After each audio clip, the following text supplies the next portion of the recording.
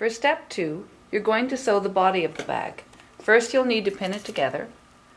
So pin one corner of the bag, forcing the corners to meet. Pin the other corner.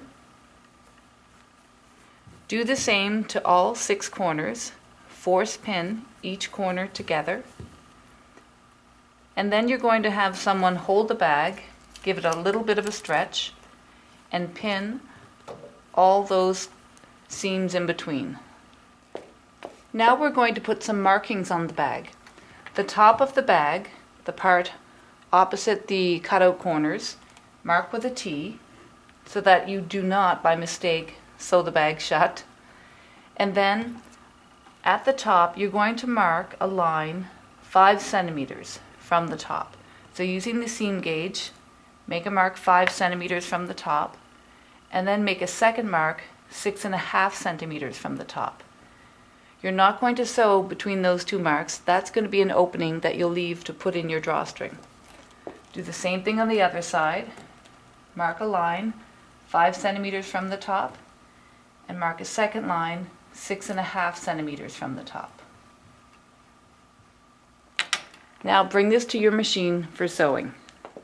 So the first seam I'm going to sew is starting at the top. Line the fabric against a 15, put the foot down, needle down, remove that first pin, and you're going to sew a stitch or 2, reverse back 3 to 4, but not off the edge, and I'm going to sew to that first line that I drew with tailoring chalk, the line 5 centimeters from the top. When I hit it, I'll reverse back 3 to 4 stitches and then back, but don't sew past that line. Lift your needle, lift your foot, pull your threads, and cut them. So you should have one first seam, 5 centimeters long, reversed at both ends, and now you'll start your second seam at the second line, the line at 6.5 centimeters. So line it up to the 15, foot down, needle down, sew a stitch or 2, reverse back 3 to 4, not sewing past that tailoring chalk line.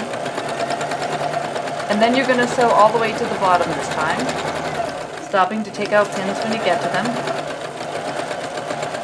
Trying to keep the fabric moving forward, not moving side to side. Slow down when you get to the end, reverse back 3 to 4 stitches and back. Lift the needle, lift the foot, cut your threads. Always get in the habit of cutting those threads off. So you'll notice that now, between those 2 tailoring chalk lines, I have no sewing, but I have reversing at both ends, so that if you were to pull on this, it would not get, that hole would not get any bigger. Now you're going to sew the long side on the bottom. You're not going to sew the cutout corners. And then you'll sew the other long side, identical to the way that you sewed the first side. When you're finished, bring it to the steamer for steaming all seams. You'll use the sleeve board, the miniature ironing board, to press those seams flat. So slide the body of the bag inside, open the seam with your fingers, and then using the steamer, press those seams open and flat. First on the wrong side and then on the good side. So the sides are fairly easy, straightforward to press.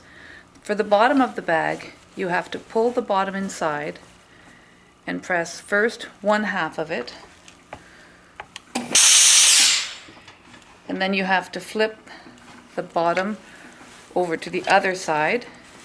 It's a little bit awkward, but it's doable, so that both sides of the bottom seam are pressed open and flat. So press all 3 seams, first on the wrong, then on the good, and then you're ready for step 3, the top of the bag.